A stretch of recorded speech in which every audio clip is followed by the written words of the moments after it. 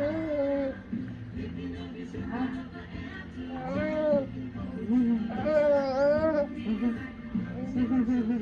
tuned for Airgun Detectives.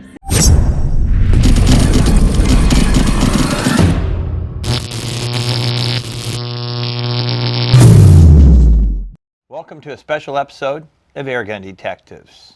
I'm your host JC, and our rare and or unusual series continues. And today, what are we going to feature here?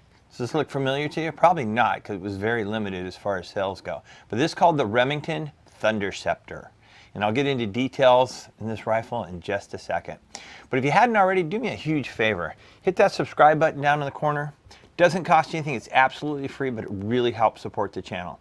If you have an opportunity, check out my website, www.airgundetectives.com. On that site, I got various t-shirts, I've got hats, I have my Generation 2 bipods, which you can see displayed right here on this rifle. I've also got a limited number, and they're going really fast, and who knows, they might even be gone by the time this video comes out. But the silhouette targets, and I've made some really, really nice silhouette targets. They're much better than the competition. You can check them out on my website, and they'll show you the comparison. Anyway, also a lot of my inventory, this one right here, just might end up on my website. And like I said, I have very limited, usually one of everything, and once it's gone, it's gone. So let's get back to this. This is called the Remington Thunderceptor. What is this? This is a 22 caliber break barrel, and this was sold for a very, very limited time in the US. It was bigger over in Europe. Our UK airgun friends over there took more advantage of them. But this is a pretty trick rifle. And as I said before, as you can see, I outfitted it with my bipods because this has a really, really nice heavy-duty stock on it. In fact, I went through and tricked it out. I did a bunch of stuff to this. I changed all the mounting bolts in here are different. As you can see, the bolts are different in here. These are nice silver ones. I took this apart, and it's a solid stock, but I still filled it with foam. The expanding foam, I put expanding foam in there and put all new stock bolts on it, Allen type style, and we'll get into some of the rest of the stuff. But this has the adjustable cheek rest, which is real nice. It came with the standard 2-stage trigger, and I completely upgraded that and tuned that. Actually, I tuned the entire rifle. I went through this entire rifle. And overall, the gun weighs about 7 pounds. That's without the scope and the bipods.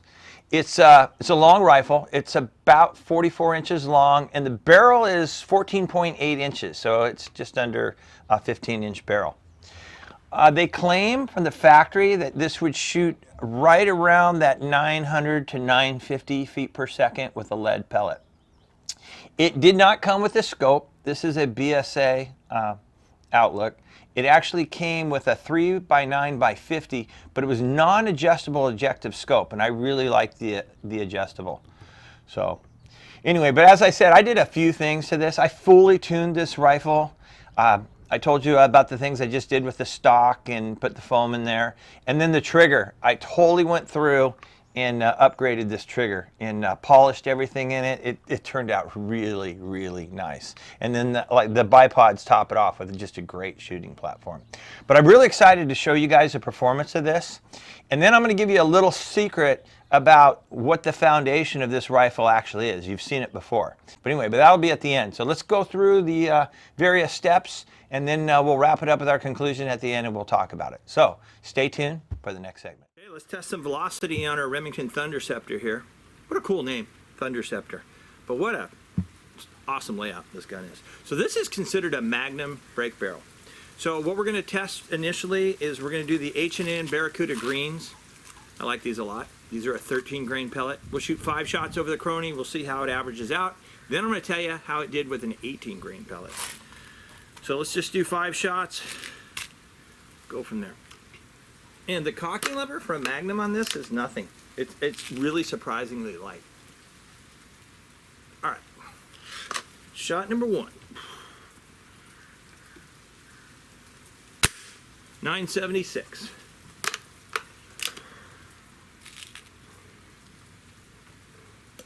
Shot number 2.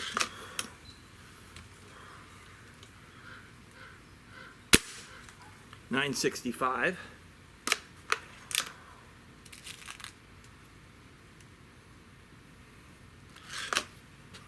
Shot number 3.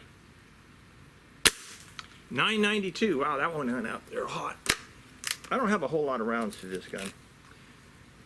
This should be number 4.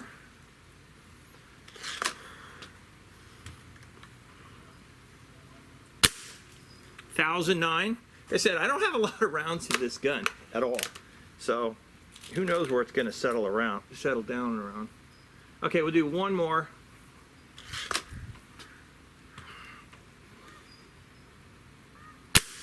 $993. Yeah, that thing is putting out some velocity. There's no question about it. Another pellet did really well is these JTS dead centers. These are 18.1 grain. But these gave us right around 800 feet per second. And we're getting right just shy of 26 foot-pounds of energy. So close to 26 foot-pounds of energy. Anyway, that's how our Thunderceptor did. Let's move on to the next segment. Let's test out our Thunderceptor for some accuracy. I'm going to go ahead and use the Field Target Trophies, the 14.66. By far the #1 performer in this rifle. And I went through a lot of different pellets.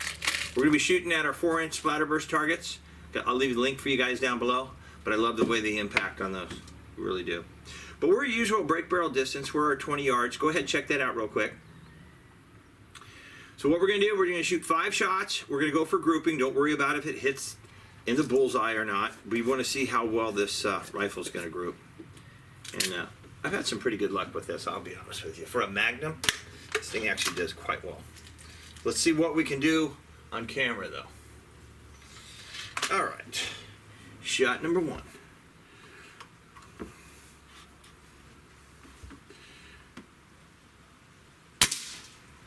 All righty.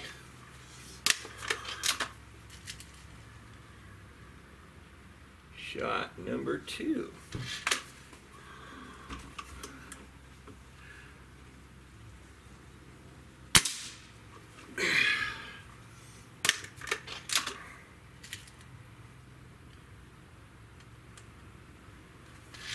I'm liking this group so far.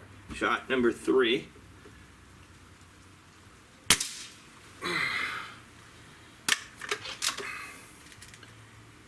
Shot number 4.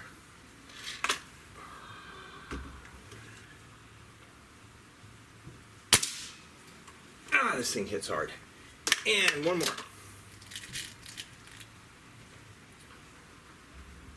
Shot number 5.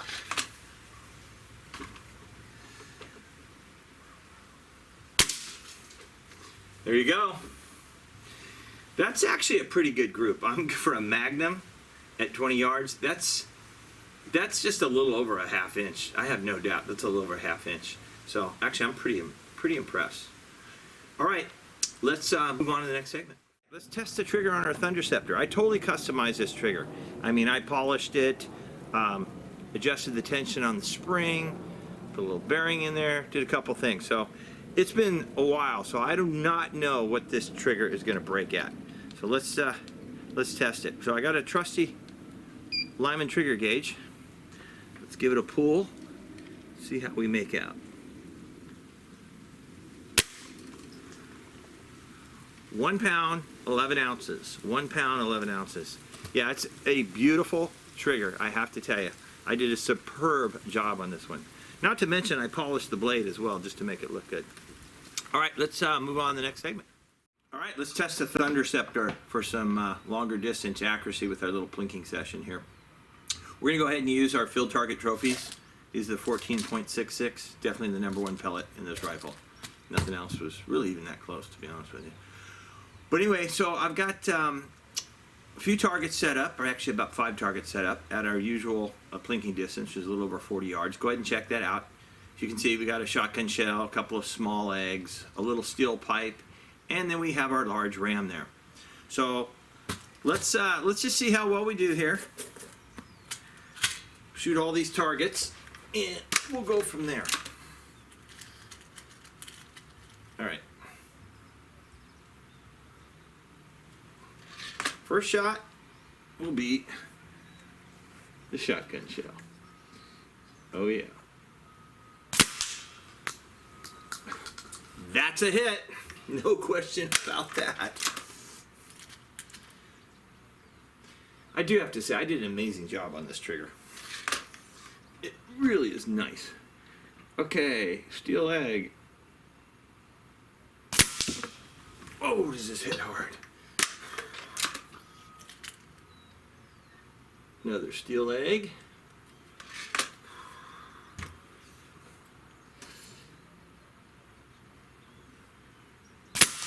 Ah! I took the pipe out too, so we got a 2-for-1 there. All right. Let's go for a headshot on the ram. Might as well get picky here. Headshot on the ram. There you go. Well, there's your Thunderceptor at 40 yards. Not too bad, actually. All right, let's move on to the next segment, and we'll go ahead and wrap this up. Let's wrap this up. Our Remington Thunderceptor. First of all, you gotta love that name, Thunderceptor. It just sounds so powerful, Thunderceptor. Yeah, I like it. Anyway, what an outstanding performance. It really was a good performance. But let me cover the negatives, what I thought the negatives were on this rifle, and then we'll talk, because out of the box, I'm going to tell the negatives. The negatives was the trigger. Believe it or not, this rifle has the same trigger group. It's in a lot of the Benjamins and Crossmans and some of the various other rifles. Okay? In fact, let me share a little something for you.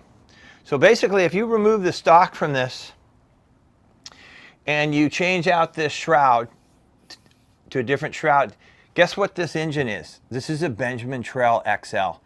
It's basically the same exact rifle underneath the hood. I mean, identical to where the pins are. Trust me, I've tuned several XLs, just got one done tuning one recently, and tuned this one. It's the exact same motor underneath, I'm telling you, underneath the stock. In fact, you could pull this out and actually put it in one of those different stocks. The bolts line up. But anyway, just thought I would carry that for you. But anyway, the trigger out of the box, it wasn't very good. It was that typical heavy one, but I went through and absolutely polished. I mean, I even polished the blade on this thing.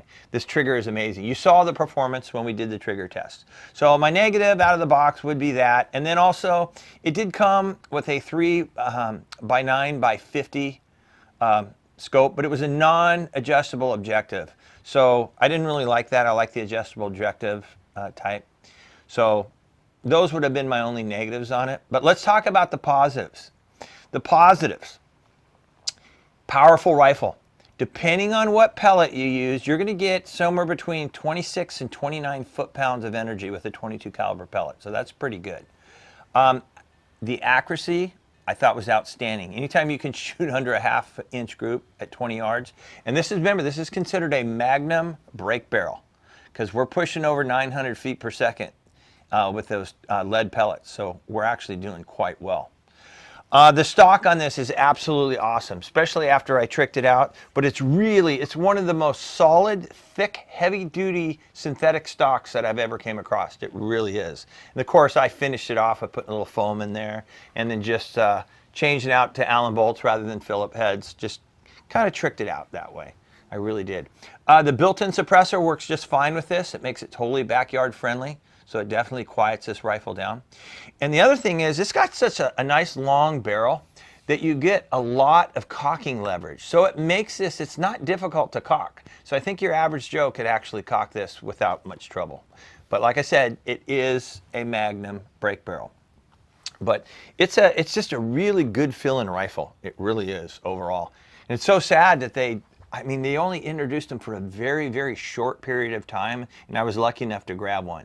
So I had it, and then like I said, I've had it for a while, but I did a full tune on this thing completely. Took it completely apart, every piece, and tuned this thing up. And it actually is performing quite well, that's for sure.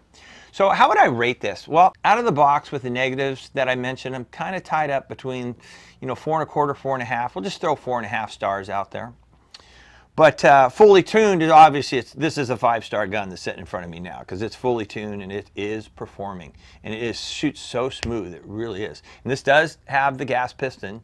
In fact, it's the identical gas piston that is in the Benjamin Trail XL. How do I know that? Because I had them side by side and I compared them. So anyway, terrific rifle overall. It really is. And then what really makes it is the shooting platform with my bipod kit on there. If you guys are interested in those, I have those on my website, as you know. So, and they pretty much will go on 99% of all the break barrels, which is good. So anyway, with that, I hope you enjoyed this special episode. Remember, this is the rare and unusual. So if it's somewhat of an unusual air gun, or they no longer produce it or manufacture it, which makes it the rare status, then I'm going to feature it in this series. And I'm going to feature one of these series, or one of these episodes, I should say, every month. And it's going to keep going because I have a lot of guns they no longer manufacture, or some that are just, you know, extremely unusual. So we'll keep this moving forward. So don't forget, this is where we take the mystery out of the air gun. So until next time, I hope you and your families are doing great and you're getting plenty of shooting in. So take care and God bless.